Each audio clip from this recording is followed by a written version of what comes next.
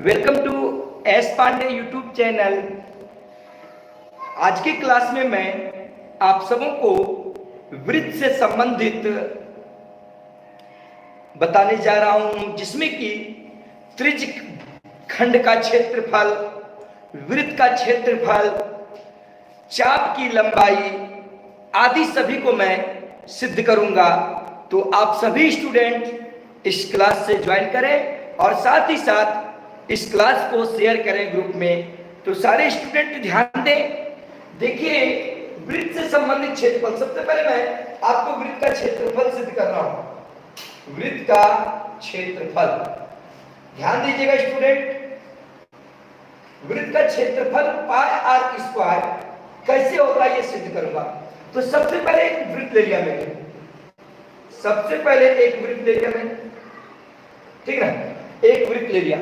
अब इस वृत्त की त्रिज्या मैंने क्या मान लिया, आर मान लिया, यानी ये केंद्र हो गया और यहां से यहां तक की दूरी क्या हो गई, त्रिज्या। वृत्त के केंद्र और वृत्त को विवृत्त के बिंदु को मिलाने वाली रेखा को क्या कहते हैं, त्रिज्या कहते हैं। अब देखो स्टूडेंट, तो वृत्त का क्षेत्रफल मुझे निकालना है, तो सभी स्टूडेंट ध्यान दीजिएगा। अब देखिएगा, अब इसको त्रिभुजों में बांट देते हैं, ठीक है। देखिए, ये त्रिभुज 1 हो गया, ये त्रिभुज 2 हो गया, ये त्रिभुज 3 हो गया, ये त्रिभुज 4 हो गया, ये त्रिभुज 5 हो गया, ये त्रिभुज 6 हो गया, ये त्रिभुज आपका 7 हो गया और ये त्रिभुज आपका 8 हो गया, ठीक है, 8 हो गया, ठीक है। मान लीजिए 8 हो गया, इसे भी मान लीजिए 9, कोई दिक्कत नहीं, ये त्रिभुज 9 हो गया। तो अब देखिए, ध्यान दीजिएगा, तो सभी स्टूडेंट जानते हैं कि त्रिभुज का क्षेत्रफल बराबर जो होता है 1/2 आधार गुना ऊंचाई 1/2 इंटू बी इंटू एच, ये होता है ना। तो अब देखो स्टूडेंट, इस वृत्त का जो क्षेत्रफल होगा, इसका मतलब त्रिभुज 9 को 1 2 3 4 5 6 7 8 9 त्रिभुज का क्षेत्रफल जोड़ देंगे तो ये पूरा वृत्त का क्षेत्रफल निकल जाएगा। तो अब देखो, वृत्त का जो क्षेत्रफल होगा, दिखाई दे रही है स्पष्ट, वृत्त का क्षेत्रफल बराबर क्या होगा, ध्यान दीजिएगा, त्रिभुज 1 का क्षेत्रफल जो ये त्रिभुज 1 का क्षेत्रफल, ये त्रिभुज देखिए, ये त्रिभुज है, और फिर त्रिभुज 2 का क्षेत्रफल, ध्यान दीजिएगा, plus dot dot dot dot कितना त्रिभुज है, 9, यानी 9 त्रिभुज तक का क्षेत्रफल, त्रिभुज 9 का क्षेत्रफल। तो अब देखिए स्टूडेंट, ध्यान दीजिएगा, ये त्रिभुज रहता है, ये त्रिभुज, ध्यान दीजिएगा, तो आधार इसमें भी होता है और ऊंचाई क्या होता है, h होता है। तो मान लीजिए कि ये देखिए, ये समकक्ष है, आधार के समकक्ष में ये है, तो ये B1 आधार मान लीजिए, ये B2, ये B3, B4, B5, B6, B7, B8, B9, ठीक है, ये आधार हो गया।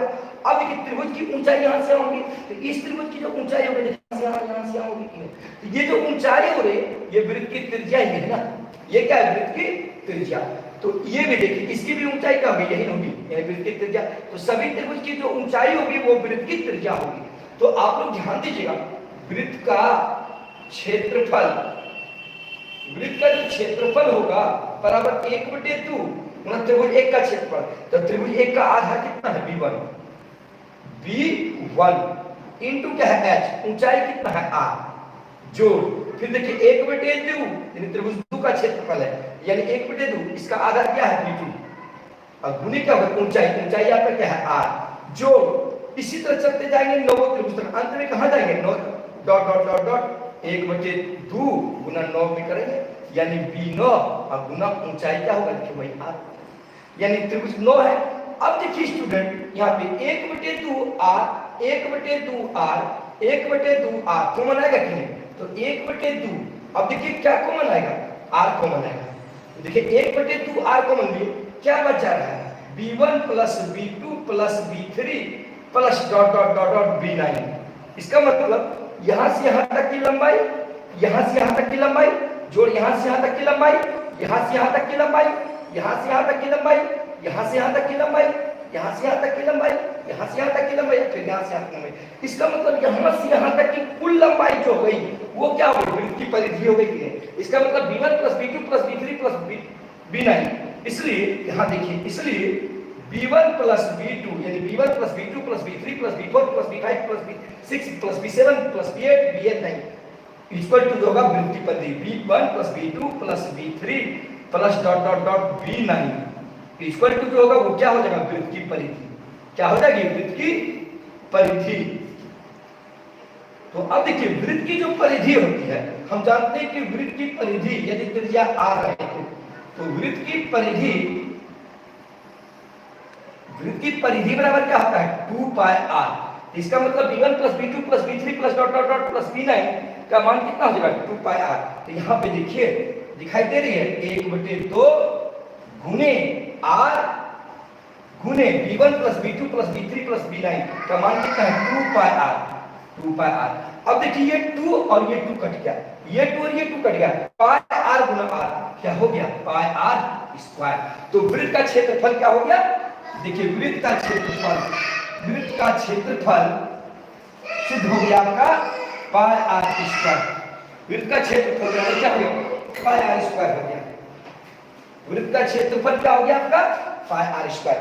तो बताएं आप लोग समझे वृत्त का क्षेत्रफल कैसे होता है। तो अब देखिएगा त्रिज्यखंड का क्षेत्रफल, त्रिज्यखंड किसे कहते हैं मैं पहले वो समझाऊंगा। त्रिज्यखंड आपका 10th का अध्याय 12 में है। त्रिज्यखंड का क्षेत्रफल बराबर θ/360 गुने पाई r स्क्वायर। याद रखिएगा θ/360 गुने पाई r स्क्वायर होता है। लेकिन कैसे ये सिद्ध होता है वो ध्यान दीजिएगा। सबसे पहले मान लीजिए कि एक वृत्त ले लिए और समझाएंगे पहले त्रिज्यखंड क्या है, ध्यान दीजिएगा। अब चलिए वृत्त का केंद्र है, अब इसको ध्यान दीजिएगा ओ ए बी। तो ये ए ओ बी के द्वारा जो क्षेत्र है यही त्रिज्यखंड है, इस वृत्त का त्रिज्यखंड है। तो लेकिन त्रिज्यखंड किसे कहते हैं पहले मैं वो समझाता हूं आप लोग को, ध्यान दीजिएगा। त्रिज्यखंड की परिभाषा आप लोग इसे लिख भी सकते हैं, मैं बोल देता हूं। यदि पूछेगा त्रिज्यखंड क्या है तो आप लोग को बोलना है कि त्रिज्यखंड किसी वृत्त के दो त्रिज्याओं के द्वारा, किसी वृत्त के दो त्रिज्याओं के द्वारा जो संगत चाप की लंबाई के द्वारा जो क्षेत्र घेरा रहता है वह क्षेत्र ही त्रिज्यखंड कहलाता है। जैसे ये वृत्त है ना, ध्यान दीजिएगा, ये वृत्त है आपका। अब इसमें दो त्रिज्या, एक त्रिज्या ये हो गया और ये त्रिज्या ये हो गया, दो त्रिज्याओं द्वारा उसके संगत चाप की लंबाई। इसका मतलब इसके चाप, संगत चाप की लंबाई जो है यहां से यहां तक है, यहां से यहां तक है। तो यहां से यहां तक जो ये क्षेत्र घिरता है दो त्रिज्या एवं उसके संगत चाप की लंबाई के द्वारा जो क्षेत्र घेरता है वह क्षेत्र ही त्रिज्यखंड कहलाता है। यानी ये पूरा जो क्षेत्र हो गया, ये पूरा क्षेत्र यहां से यहां, ये क्या कहलाया, त्रिज्यखंड। ये क्षेत्र कहलाया त्रिज्यखंड। क्या कहलाया, त्रिज्यखंड। समझे कि नहीं, ये जो क्षेत्र कहलाया त्रिज्यखंड। अब देखिएगा त्रिज्यखंड का कैसे ये क्षेत्रफल निकलता है, θ/360 डिग्री, θ/360 गुना पाई r स्क्वायर। तो ये एक एक नियम के आधार पर निकलता है, एक एक नियम के आधार पे। तो सबसे पहले ध्यान दीजिएगा, चूंकि हम जानते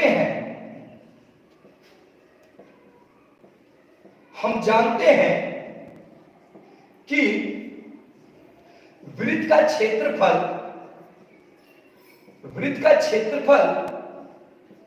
बराबर θ/360 गुने पाई r स्क्वायर होता है। θ/360 गुने, सॉरी माफ कीजिएगा, पाई r स्क्वायर, ओनली पाई r स्क्वायर होता है, ओनली पाई r स्क्वायर होता है। हम जानते हैं कि वृत्त का क्षेत्रफल क्या होता है, पाई r स्क्वायर। हम वो त्रिज्यखंड का लिख देते हैं। तो वृत्त का क्षेत्रफल क्या होता है, पाई r स्क्वायर। तो हम जानते हैं कि वृत्त जो होती है एक राउंड पूरा करता है। तो एक राउंड जब पूरा करता है तो इसका मतलब एक राउंड कोई भी घूमेगा कितने डिग्री कोण बनाएगा, 360 डिग्री में।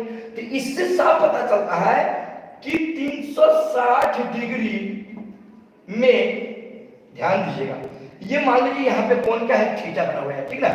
तो 360 डिग्री में वृत्त द्वारा 360 डिग्री में, ध्यान दीजिएगा, वृत्त का क्षेत्र क्या होता है, पाई आर स्क्वायर होता है। ध्यान दीजिएगा, क्योंकि हम जानते हैं कि एक बार वृत्त राउंड कोई भी करेगा तो पूर्ण कोण बनाएगा। तो वृत्त कितना कोण बनाता है, 360 डिग्री बनाता है। इसलिए 360 डिग्री में वृत्त का क्षेत्र जो होता है, यानी क्षेत्रफल जो होता है वो पाई आर स्क्वायर होता है। तो इसलिए 1 डिग्री में वृत्त का जो क्षेत्रफल होगा पाई आर स्क्वायर बटे 360, यानी ये होगा। और गुने क्या हो जाएगा, 1 गुने क्या हो जाएगा, 1 डिग्री में जो बना हुआ कोण का पाई आर स्क्वायर बटे 360। तो यहाँ पे कितना कोण माना है, थीटा। तो चलिए, इसलिए थीटा कोण में वृत्त में बना क्षेत्र तो पाई आर स्क्वायर बटे 360 गुने थीटा। ध्यान दीजिएगा, 360 डिग्री में वृत्त का जो क्षेत्र बनता है वो पाई आर स्क्वायर। इसलिए 1 डिग्री में जो बनेगा पाई आर स्क्वायर 360 गुना 1। तो अब देखिए, जैसे 1 कलम का दाम 2 रुपया, तो डिफिनिट है 5 कलम का दाम कितना होगा, 5 गुना 2 होगा, वही बात होगा। 1 डिग्री में यदि पाई आर स्क्वायर 360 गुना 1 बनाता है, तो 2 डिग्री में क्या बनेगा, पाई आर स्क्वायर 360 गुना 2। 3 डिग्री में कितना बनेगा, पाई आर स्क्वायर 360 गुना 3। तो उसी तरह जब थीटा डिग्री रहेगा तो थीटा में कितना बनेगा, पाई आर स्क्वायर 360 गुना थीटा। यहाँ पे कोण कितना बन रहा है, थीटा। इसलिए त्रिज्यखंड का जो क्षेत्रफल हुआ, त्रिज्यखंड का क्षेत्रफल बराबर थीटा गुना में, तो थीटा बटे 360 गुने क्या हो गया, थीटा बटे 360 का गुना में क्या हो गया, पाई आर स्क्वायर।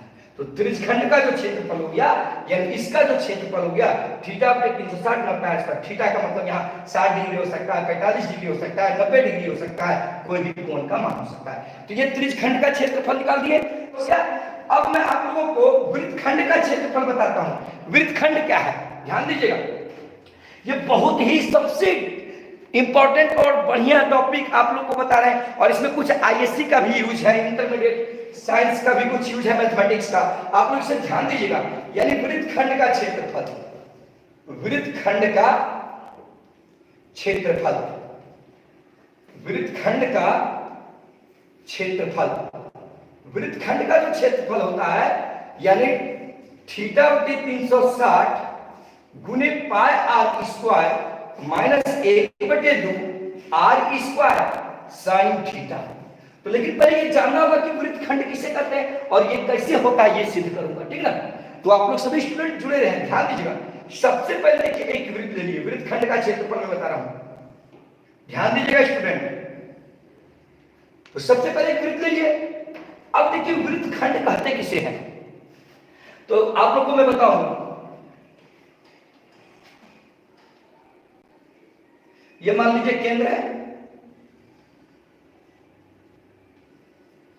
ठीक है। अब देखिए इसको केंद्र ओ ए बी। अब देखिए ये मान लीजिए यहां पे कौन बना हुआ है, थीटा, ठीक है।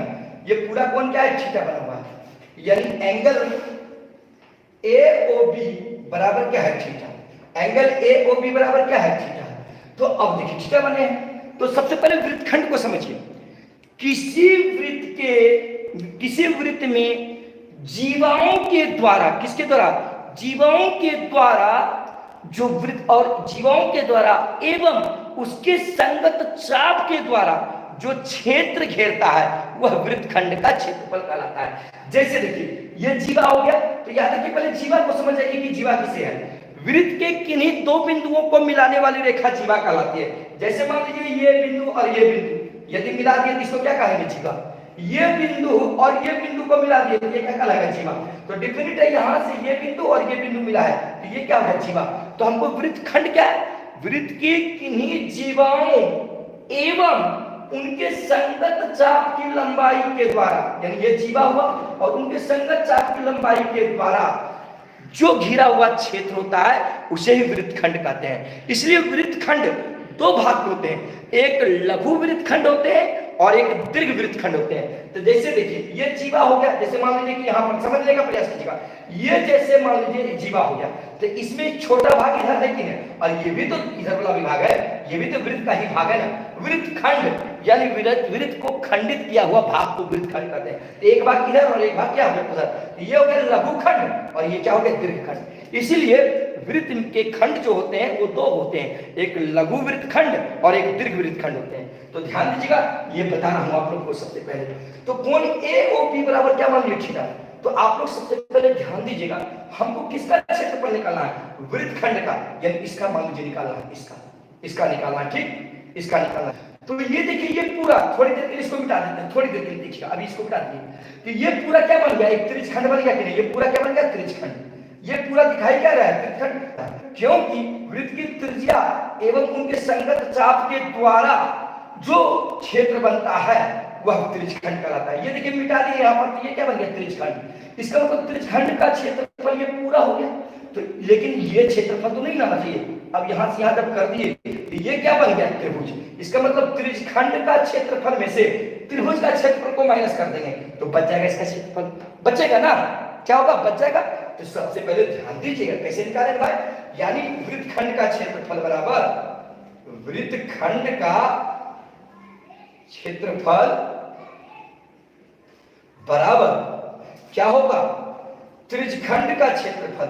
नीचे लिख देता हूं, त्रिज्य खंड का क्षेत्रफल, त्रिज्य खंड का क्षेत्रफल माइनस, अब त्रिज्य खंड का क्षेत्रफल अब माइनस क्या है, त्रिभुज AOB का क्षेत्र, यानी त्रिभुज का क्षेत्रफल, त्रिभुज AOB का क्षेत्रफल, त्रिभुज AOB का क्षेत्रफल।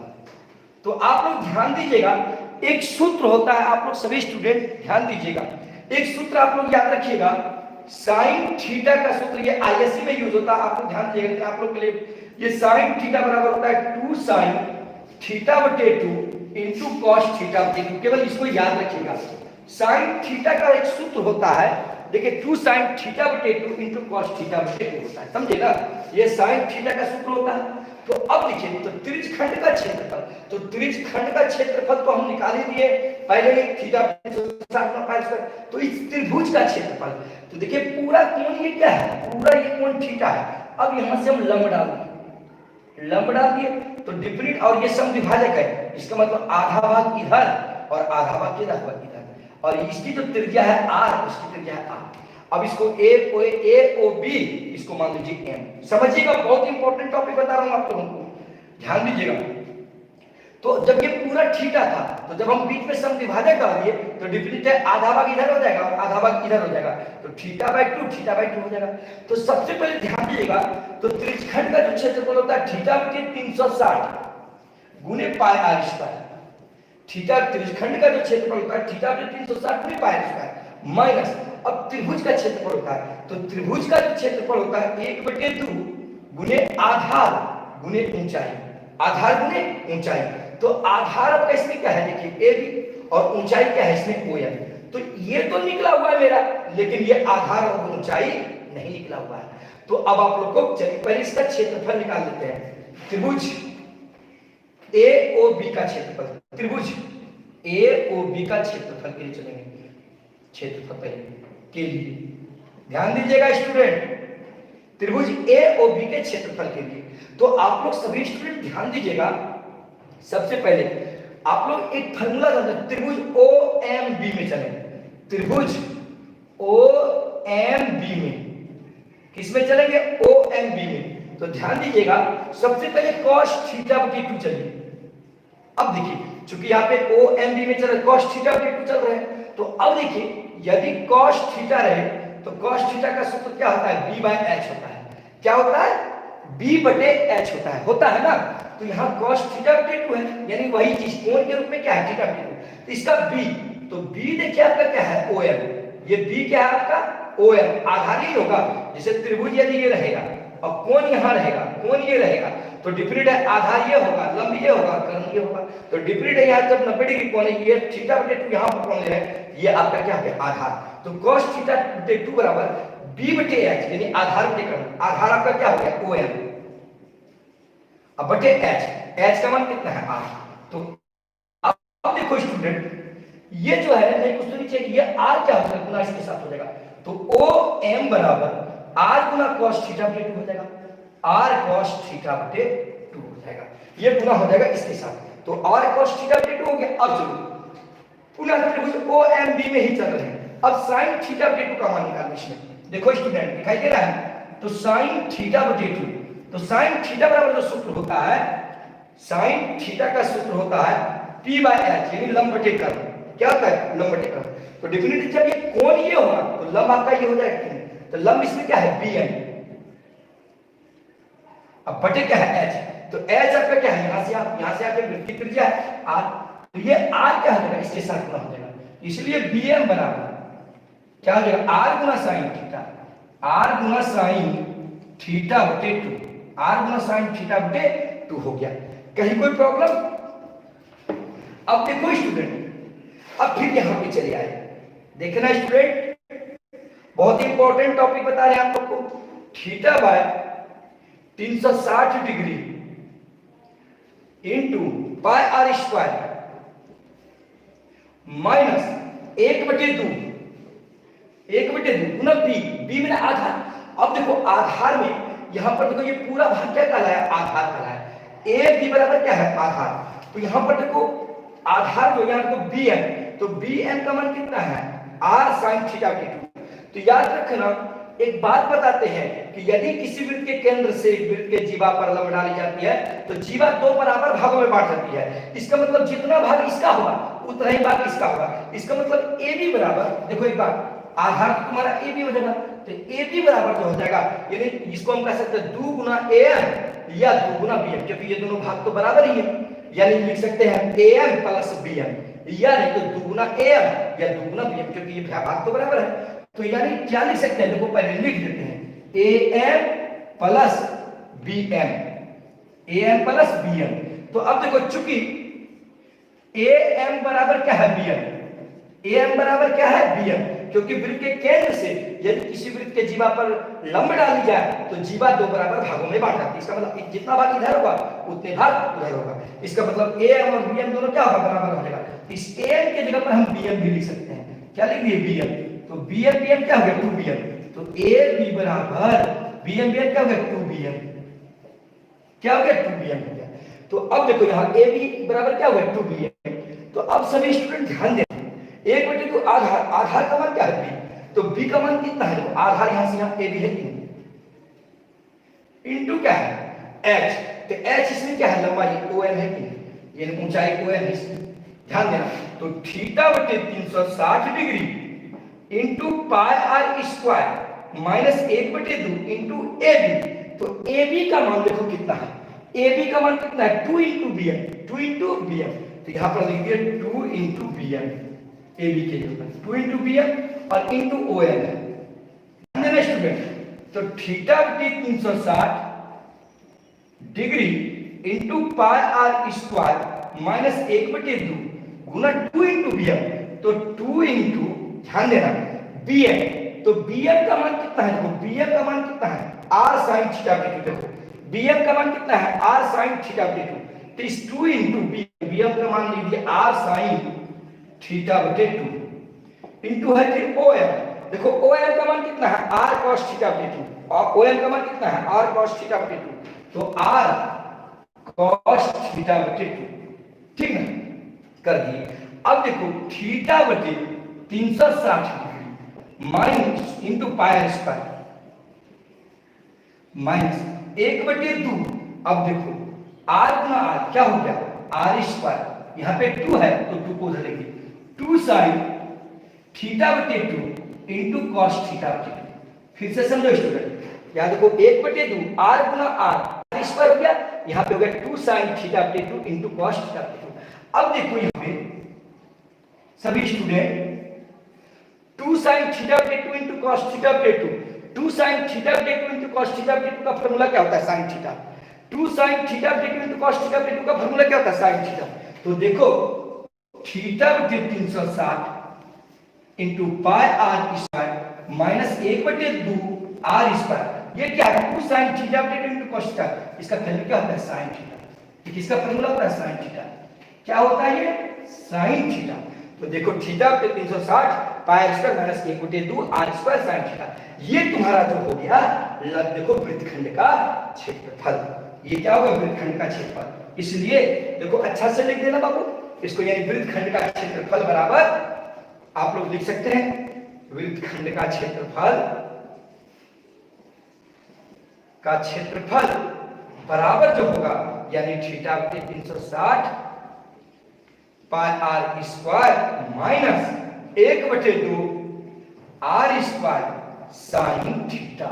बहुत ही इंपॉर्टेंट टॉपिक है स्टूडेंट, इसे इग्नोर नहीं करेंगे आप लोग। बहुत ही इंपॉर्टेंट टॉपिक है, इसे एक बार अच्छी तरीके से देख लें। चलिए, ये आप उम्मीद आप लोग समझ ही गए होंगे। तो अब देखिए नेक्स्ट, चाप की लंबाई सिद्ध कर रहा हूं। चाप की लंबाई का फॉर्मूला होता है थीटा बटे 360 गुना 2 पाई आर। तो देखिए चाप की लंबाई बराबर जो होता है थीटा बटे 360 गुने 2 पाई आर, ये होता है चाप की लंबाई बराबर। जैसे ध्यान दीजिएगा, मान लीजिए कि यहां पे कोण थीटा बन रहा है, ये कोण क्या बन रहा है, थीटा बन रहा है, ठीक। अब ध्यान दीजिएगा, और उसके बाद ये त्रिज्या आर है, कहेगा कि यहां से यहां तक की चाप की लंबाई क्या होगी बताएं। तो चाप की लंबाई का जो सूत्र होता है ये होता है, ये कैसे होता है इसे मैं कर रहा हूं। तो सभी स्टूडेंट ध्यान दीजिएगा, सारे स्टूडेंट।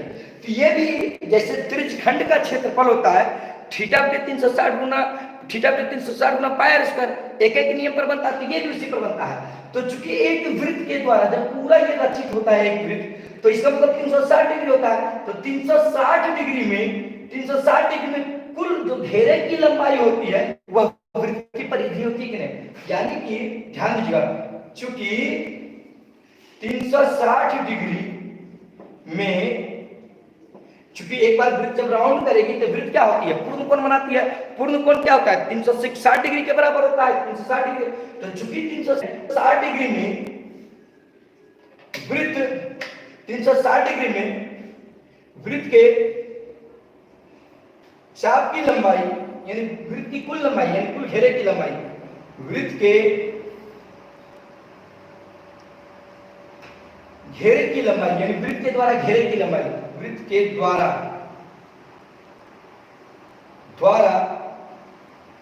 घेरे की लंबाई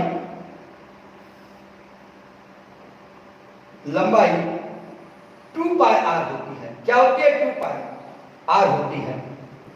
ध्यान दीजिएगा, क्योंकि 360 डिग्री में कितना बनाती है, 2 पाई आर।